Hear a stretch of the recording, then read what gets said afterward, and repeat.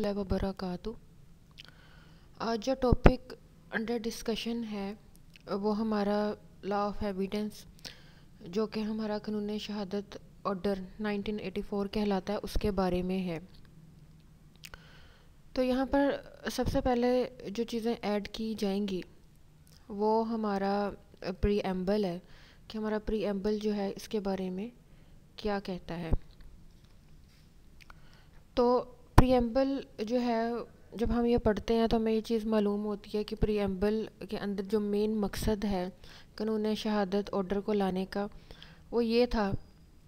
کہ اس کو ہم کنفرمٹی ایڈ کر سکیں لا آف ایویڈنس میں with the injunctions of Islam as laid down in the holy Quran and Sunnah, کہ ہم لا آف ایویڈنس کو قرآن و سنت کے لحاظ سے سیٹ کر سکیں، اس کے اکارڈنگ جو ہے اس کو فالو کر سکیں، کیونکہ ہمارا اسلام جو ہے، جو ہمارا مذہب ہے، وہ گواہی کے لحاظ سے بہت سی باتیں ہمیں بتاتا ہے۔ تو اگر ہم اس کو فالو نہ کریں اور لا آف ایویڈنس ایسے ہی جو ہے وہ فالو ہوتا رہتا تو اس کے اندر کنٹراڈکشن پایا جانا تھا۔ تو ہمارے آج کے جو ٹاپکس ہیں اس میں سب سے پہلے جو ہمارا آرٹیکل 3 بنتا ہے، ہو میں ٹیسٹیفائی۔ تو اس سیکشن کو اس آرٹیکل کو میں نے 2 حصوں میں تقسیم کیا ہے۔ سب سے پہلے تو وہ چیزیں جو کہ ٹیسٹیفائی کر سکتی ہیں، شہادت دے سکتی ہیں، گواہی دے سکتی ہیں، لیکن ایسی چیزیں بھی شامل کی گئی ہیں کہ جن کے ہونے کی وجہ سے آپ ٹیسٹیفائی نہیں کر سکتے یا آپ گواہی نہیں دے سکتے۔ اگر سمپلی ایک چیز پوچھی جائے کہ ہوں میں ٹیسٹیفائی، تو ہمارا آنسر ہوگا all person shall be competent to testify unless the court considered that they are prevented from understanding the questions put to them۔ اب پہلا جو ہمارا پوائنٹ ہے اس کے اندر یہ چیز ایڈ کی گئی ہے کہ تمام پرسن جو ہیں وہ کمپیٹنٹ ٹو ٹیسٹیفائی ہیں، گواہی دے سکتے ہیں، سوائے ان لوگوں کے کہ جن کے بارے میں کورٹ بھی یہ چیز کنسیڈر کرتا ہو کہ یہ انڈرسٹینڈ نہیں کر سکتے کویسچنز آف کورٹ کو۔ سیکنڈ یہ آتا ہے کہ وہ لوگ جو ریشنل تھنکنگ اور سوالوں کے جواب صحیح دے سکتے ہیں، تو ہم اسے اس طرح سے یوز کر سکتے ہیں ریشنل تھنکنگز اینڈ آنسرز۔ اور ایسے اشخاص جو کہ ٹیسٹیفائی نہیں کر سکتے کچھ وجوہات کی بنا پر، جس میں tender years, extreme old age, diseases رکھنے والے لوگ، تو وہ ٹیسٹیفائی نہیں کر سکتے۔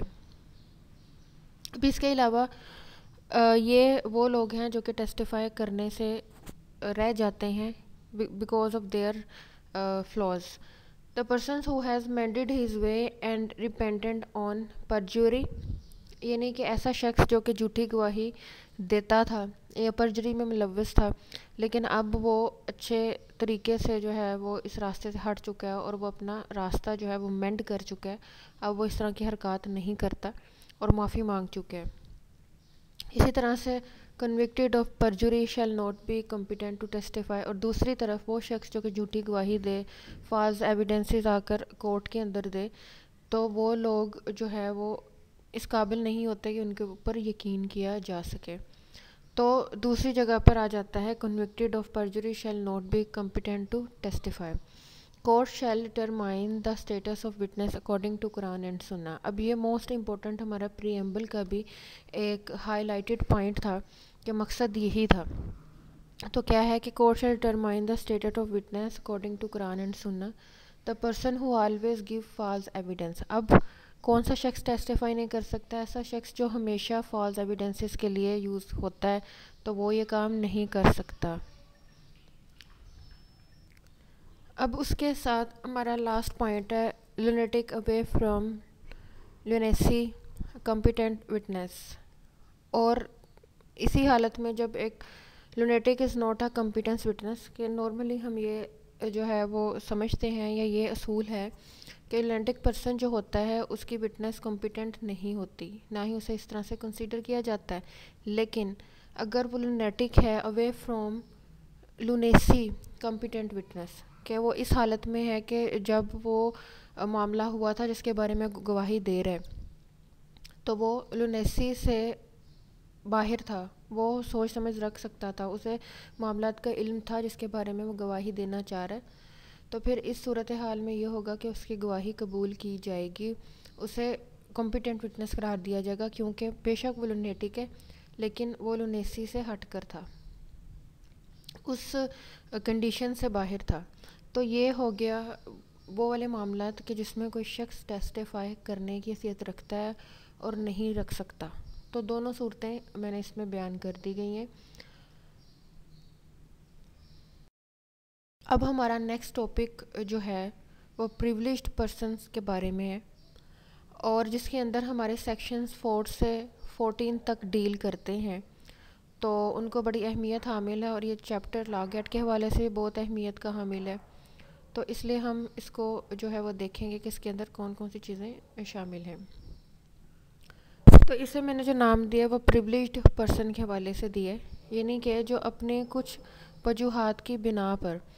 یا اپنے کچھ اسپیسیفیکیشنز کے لحاظ سے انہیں یہ نہیں کہا جا سکتا کہ وہ ایویڈنس دیں گے ہی دیں گے۔ ہاں، اگر وہ کسی لحاظ سے کسی جگہ پر وٹنس بنتے بھی ہیں تو ان کا یہ پریولیج پہلی بات ہے ختم نہیں ہوگا، اور دوسری چیز یہ ہے کہ اسے ایویڈنس دینے کے لیے مجبور نہیں کیا جا سکتا۔ اب سب سے پہلے ہمارا جو کنسیپٹ ہے وہ ہے آرٹیکل نمبر 4 ججز اینڈ مجسٹریٹ کے حوالے سے۔ تو اس کے بارے میں بیئر ایکٹ کی جو سینس ہمیں کام کرتی ہے یا ہمیں بتاتی ہے وہ یہ ہے کہ کوئی بھی جج اور مجسٹریٹ جو ہے اس کو مجبور نہیں کیا جا سکتا کہ وہ عدالت میں اس کے سامنے کوئی بھی اگر معاملہ ہوا تھا تو وہ اس کے بارے میں ایویڈنس دے، یعنی کہ کوئی پارٹی مجبور نہیں کر سکتی کسی جج اور مجسٹریٹ کو کہ وہ گواہی دے کہ بھئی یہ معاملہ آپ کے سامنے ہوا تھا تو آپ گواہی دیں۔ تو وہ کہتے ہیں کہ ہاں، اگر کوئی سینئر یا سپیریئر کورٹ اسے کہتی ہے کہ جی آپ کی جو ہے وہ ایویڈنس چاہیے ہے، وٹنس چاہیے ہے ایز اے اسٹرانگ وٹنس، تو سپیریئر کورٹ کی طرف سے اگر اس کے ڈائریکشن آتے ہیں تو پھر وہ باؤنڈ ہوگا، ادروائز ویسے آپ اس کو جو ہے وہ کمپیل نہیں کر سکتے کہ جی معاملہ اس کے سامنے ہوا تھا تو یہ ایویڈنس کے طور پر ہمیں بتائے کہ جی یہ چیز ہوئی تھی۔ ہاں، اگر معاملہ اس طرح سے ہے کہ ایسا میٹر ہوا جو کہ جیسے عدالت میں کسی شخص کا قتل ہو گیا اور وہ جج کے سامنے ہی ہوا، تو پھر اس کے بارے میں وہ بول سکتا ہے اور اسے کہا جا سکتا ہے کہ اس کے بارے میں جو ہے وہ ہمیں ایویڈنس دیں۔ نیکسٹ ہمارا آ جاتا ہے 5 کمیونیکیشنس ڈیورنگ میرج۔ اب یہ ایک سمپل ایکسپریشن ہے کہ یہاں پہ مراد اسپاؤز کے اندر ہونے والے معاملات ہیں، اور اس کے بارے میں یہ کہا جاتا ہے یہ پرائیویٹ اور پرائیویسی کے معاملات ہوتے ہیں اور کسی تھرڈ پرسن کو بھی یہ چیز نہیں بتائی جا سکتی۔ تو اگر وہ اس طرح کی کوئی بھی بات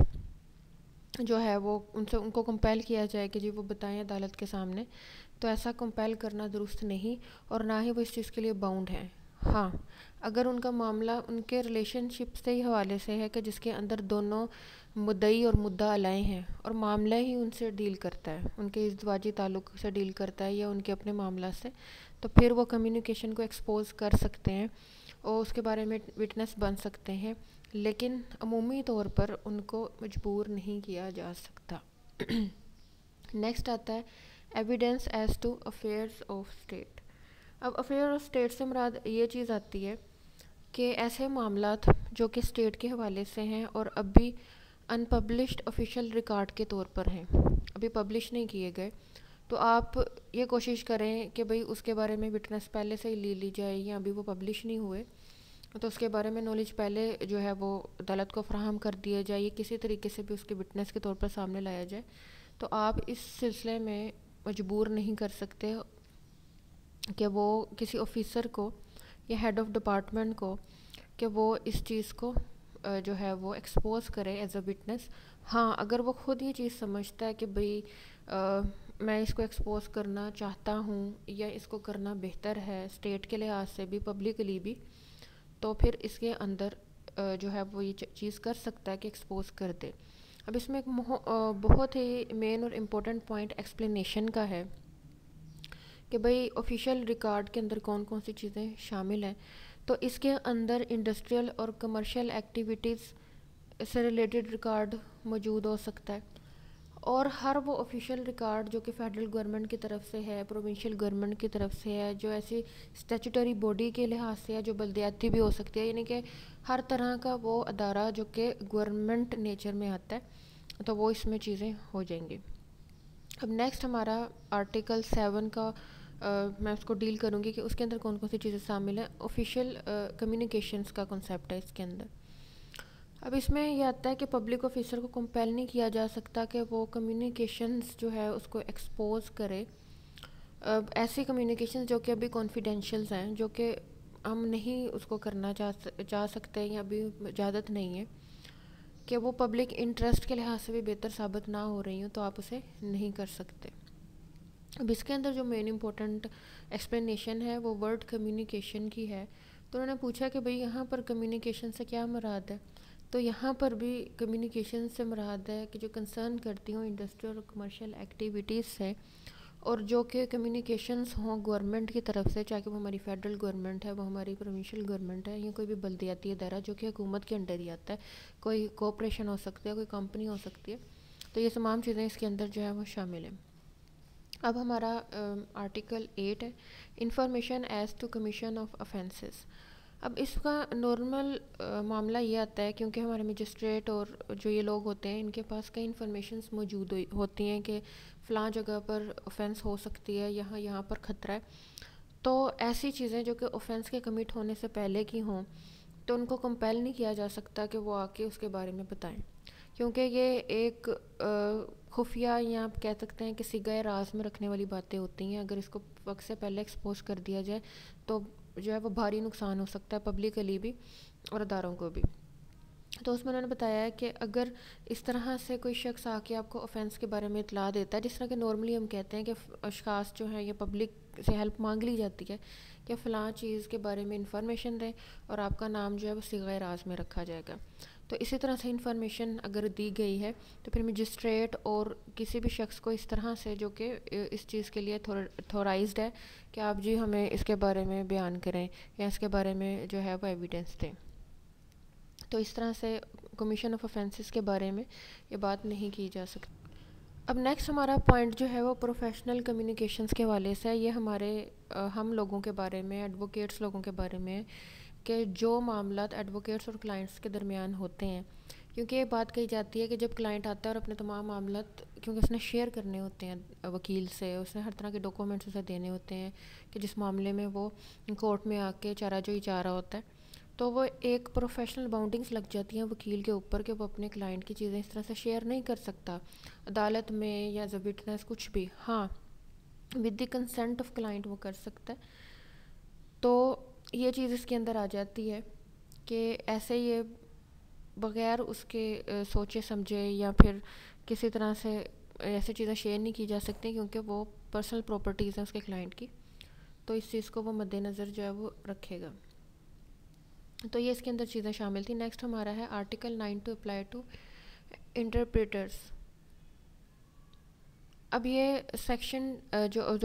آرٹیکل ہمارا 10 ہے, وہ آرٹیکل 9 کا ایک سپورٹیو کلوز بھی ہم اسے کہہ سکتے ہیں. تو اس کے اندر یہ چیزیں شامل ہیں. ایک اور بات میں بتا دوں, پروفیشنل کمیونیکیشن میں ایک ایکسیپشن ہے, اور وہ یہ چیز بتائی جاتی ہے کہ اگر وکیل صاحب کو یہ چیز معلوم پڑ رہی ہے کہ یہ شخص جو ہے وہ کسی فراڈ کے معاملہ میں ملوث پایا جا رہا ہے, یا پھر وہ جو ہے وہ کوئی اس طرح کا معاملہ کرے گا جس سے پبلک ایٹ لارج نقصان ہو, یا وہ کسی اوفینس میں مبتلا ہے, تو یہ سارے معاملات اس کو جو ہیں وہ اس طرف لے جا رہے ہیں کہ یہ شخص تو اوفینس کے لیے سارے کام کر رہا ہے, کسی کو تنگ کرنے کے لیے کر رہا ہے, کہیں فراڈ کرنے کے لیے جو ہے وہ کورٹ کی پروسیڈنگز کو یوز کرنے کی کوشش کر رہا ہے. تو اس معاملے میں پھر وکیل صاحب پہ کوئی بار نہیں ہے, وہ باؤنڈ نہیں ہے, وہ ایسی کمیونیکیشنز کو ایکسپوز کر سکتے ہیں ایز وٹنس کے طور پر. ہاں جی, تو ہم ڈیفائن کرے تھے آرٹیکل 10. اس کے اندر یہ چیز بتائی گئی ہے کہ جو ہمارے آرٹیکل 9 کی جتنی بھی باتیں ہم نے پڑھی ہیں وہ ہمارے جو ہے وہ کن لوگوں کو اپلائی کرنے کی ضرورت ہے. وہ کہتے ہیں یہ اپلیکیشن صرف وکیل صاحب کے لیے نہیں ہے, بلکہ ان کے پاس کام کرنے والے ان کے کلرکس ہوں, ان کے سروینٹس ہوں, تو ان کے اوپر بھی یہی چیز لاگو ہوگی کہ وہ بھی اگر ان کے نالج میں ہے تو وہ جو ہے اس کو ایکسپوز نہیں کر سکتے ان معاملات کو اپنے کلائنٹ سے ریلیٹڈ جو کہ وکیل صاحب کے پاس آئے. اس کے بعد ہمارا آرٹیکل 11 ہے privileged privilege not waived by volunteering evidence, یعنی کہ اس میں یہ چیز بتائی گئی ہے کہ یہ جو ہم پڑھ رہے ہیں یہ سارے پریولیجڈ پرسنز ہیں، یعنی کہ ان کو ہم کمپیل نہیں کر سکتے ایویڈنس کے لیے. ہاں لیکن اگر وہ اپنی رضامندی پر کوئی ایویڈنس دے دیتے ہیں تو اس کا ہرگز مطلب نہیں ہے کہ جن کو جو پریولیج ملا ہوا ہے وہ ان سے لے لیا جائے گا. تو اس لیے یہ چیز ہے کہ اگر وہ کسی خاص موقع پر یہ چیز دیکھتے ہیں کہ ایویڈنس دینا ضروری ہے تو وہ دے سکتے ہیں، لیکن ان کا یہ اختیار ان کو جو ہے وہ پریولیج اسٹیٹ سے باہر نہیں لے جاتا. آرٹیکل 12 ہے confidential communication with legal advisers. اب یہ چیز بات آتی ہے کہ جو کانفیڈینشیل کمیونیکیشنز لیگل ایڈوائزرز کے ساتھ کی ہوں تو لیگل ایڈوائزرز جو ہیں وہ باؤنڈ ہیں کہ وہ اس چیز کو آگے نہ بتائیں، اور نہ ہی کلائنٹ کو اس چیز کے لیے باؤنڈ کیا جا سکتا ہے یا اسے کمپیل کیا جا سکتا ہے کہ بھئی تمہارے اور لیگل ایڈوائزر کے بارے میں جو بات ہوئی یا آپ لوگوں کے درمیان جو بات ہوئی وہ آپ یہ ایکسپوز کریں وٹنس کے طور پہ. تو یہ چیز جو ہے وہ صحیح تصور نہیں کی جاتی اور نہ ہی اسے کمپیل کیا جاتا ہے اس کے بارے میں. نیکسٹ ہمارا جو آرٹیکل ہے وہ آرٹیکل 13 ہے جو اباؤٹ ہے production of title deed of witness not a party. اب اس کے اندر مین پوائنٹ یہ ہے کہ نوٹ اے پارٹی سے مراد یہاں پہ ہے کہ وہ پارٹی جو ہے وہ پارٹی آف کیس نہیں ہے، وہ پارٹی آف سوٹ نہیں ہے، وہ کوئی تھرڈ پارٹی ہے. لیکن ٹائٹل ڈیڈ ہمارا ایک اہم جو ہے وہ ڈاکومنٹ ہے ان پروسیڈنگ. تو ہم اس پارٹی کو کس طرح سے جو ہے وہ کہہ سکتے ہیں، تو انہوں نے کہا اس کو کمپیل نہیں کیا جا سکتا کیونکہ وہ پارٹی آف سوٹ تو ہے نہیں جو باؤنڈ ہو کے جی ڈاکومنٹ دے، وہ کوئی تھرڈ پرسن ہے جس کے پاس ہمارے مین ڈاکومنٹس ہیں. تو اس طرح سے اسے کمپیل نہیں کیا جا سکتا. ہاں جو پارٹی آف سوٹ ہے وہ اس کے ساتھ کوئی معاہدہ کر لے ڈاکومنٹ منگوانے کے لیے تو وہ ایک الگ بات ہے، اسے گزارش کر لے اسے ریکویسٹ کے طور پر، لیکن اسے پارٹی آف سوٹ اگر وہ نہیں ہے تو آپ اسے کمپیل نہیں کر سکتے واٹس ایور کہ اس کے پاس آپ کے پاس ٹائٹل ڈیڈ جیسے ڈاکومنٹس ہی کیوں نہ موجود ہوں. اب جو ہمارا لاسٹ آرٹیکل ہے آرٹیکل 14 ہے اور وہ production of documents which another person having possession could refuse to produce. یعنی کہ اس میں آپ یہ چیز دیکھیے کہ پروڈکشن آف ڈاکومنٹس کی بات کی گئی ہے اور وہ ہیں کسی تھرڈ پارٹی کے پوزیشن میں لیکن وہ اس کے ہیں نہیں. مطلب اس طرح سے کہ کسی سیکنڈ پارٹی کے پاس آپ کے ڈاکومنٹس پڑے ہوں لیکن آپ اس کے مالک ہیں، تو جسٹ پوزیشن تھرڈ پارٹی کے پاس ہے تو وہ ریفیوز کر سکتی ہے کہ میں نے یہ ڈاکومنٹس نہیں دینے جب تک کہ وہ اس کے اصل مالک سے نہ پوچھ لے. تو ایسی اسٹیٹ میں بھی اس پارٹی کو مجبور نہیں کیا جا سکتا کہ وہ ڈاکومنٹس جو ہے وہ پروڈیوس کرے.